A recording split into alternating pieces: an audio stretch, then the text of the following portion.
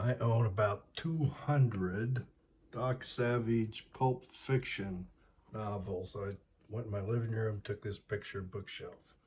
See here, there's about 20 if you count, including the omnibus version there. And there's two layers. Behind them, there's a layer still. And there's actually another shelf because I have some duplicates. And this was the first one of the Bantam reprints. Doc Savage, The Man of Bronze. Now, fairly soon, Turner Classic Movies is going to show the Doc Savage, The Man of Bronze movie. It was out in 1975, 50 years ago. And 50 years ago, I read this Doc Savage. Doc Savage, The Polar Treasure. You can see it was a reprint of this June. Get it in focus. June 1933.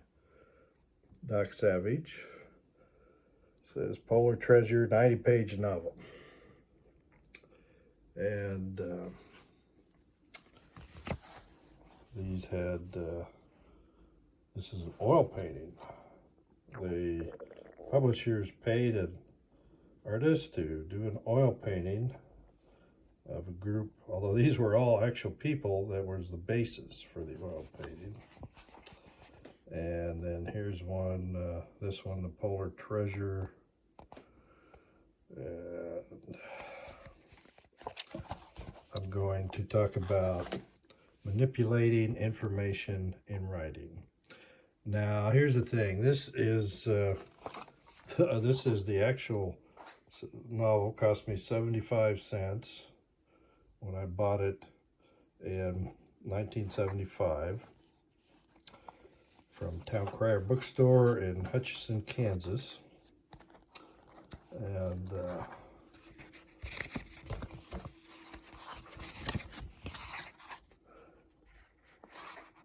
it's got this passage. He hears something, and then that's on page 91. A hideous crackling and rumbling began to reach his ears. He could hear plainly when he laid his head to the ice underfoot. What is it? Well, it was the noise of the ice pack piling on the shore. This uncharted land must be but a narrow ridge projecting from the polar sea. He's near the North Pole, and he's searching for some evidence and a treasure. And just when he's about to find treasure, old Doc Savage here is attacked by a polar bear. Giant polar bear. This cost me a lot more than that. It cost me $12.95. Will Murray did some editing and made sure that the books were complete as they were in 1933 when originally published. And this is the submarine that Doc Savage ended up buying. Polar submarine. And you can see the image, the shadow of the polar bear that's attacking him. And that's Doc. And gonna have to fight the polar bear. Hey, miracle, he survives. Well, unlike many times, this is exactly the same. A hideous crackling and rumbling began to reach his ears. He could hear it plainly when he laid his head to the ice underfoot. It was the noise of the ice pack piling on the shore, etc., etc.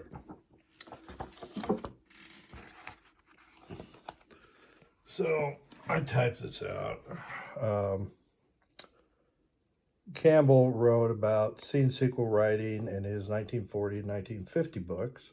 Swain wrote Scene's sequel in 1965 books and 82 update, and I have earlier videos about those on my YouTube channel.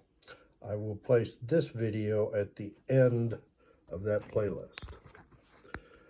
I have found references to Foster Harris writing about Scene's sequel in a magazine article, a writer's magazine, prior to 1940, but I've never found that article.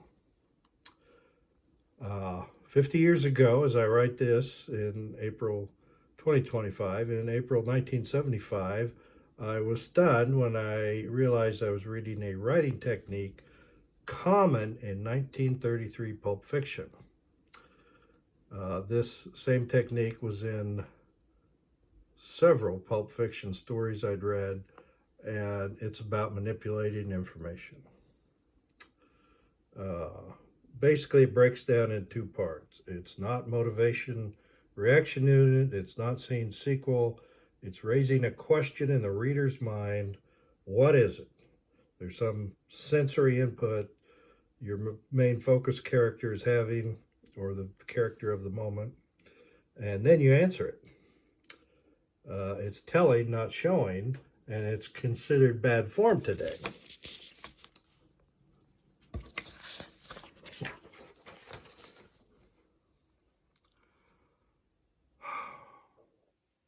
Now, there's two levels. There's the immediate level, which I'm mainly talking about here, but the broader level you want to continue to do today.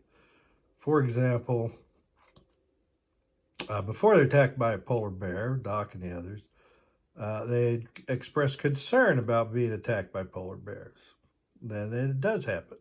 Now, they survive that attack. From now on, the reader realizes with each new rise in the ice, around each big block of ice, it could conceal a polar bear that's going to attack them. So that raises tension. Now, it was routine practice. It works. It holds the reader's attention.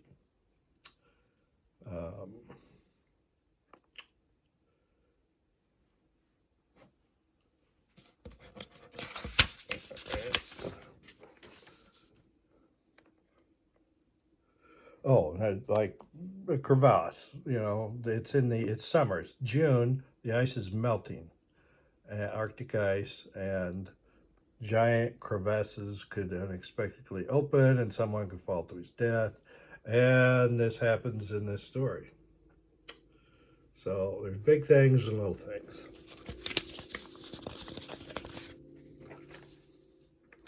So the question in the reader's mind, what is it? Hideous crackling.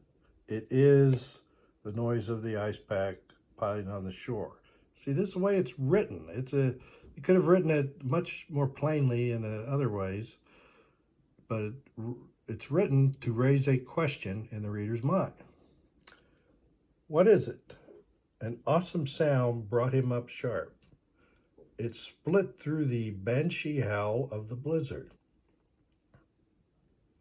It put the hairs on Doc's nape on edge. It's a woman shrieking. Then there's the passage where Doc narrowly survives falling into a crevasse. And then, what is it? A white mass hulked up before his searching golden eyes. It looked like a gigantic iceberg cast upon the shore, but it had a strangely man-made look. It is a ship, the ice-crusted hulk of the lost ocean liner Oceanic. Now, that's just half page 92, but it keeps the reader reading. It's a good technique. Now, they could have been written differently. Doc heard a woman screaming. You don't need all this stuff. But you lose out on an opportunity to create some tension. So you could have just written Doc heard a woman screaming. But he wrote about this, the hairs on his nape of his neck stood up, and he hears something over the howl of the blizzard. What is it? It's a woman screaming.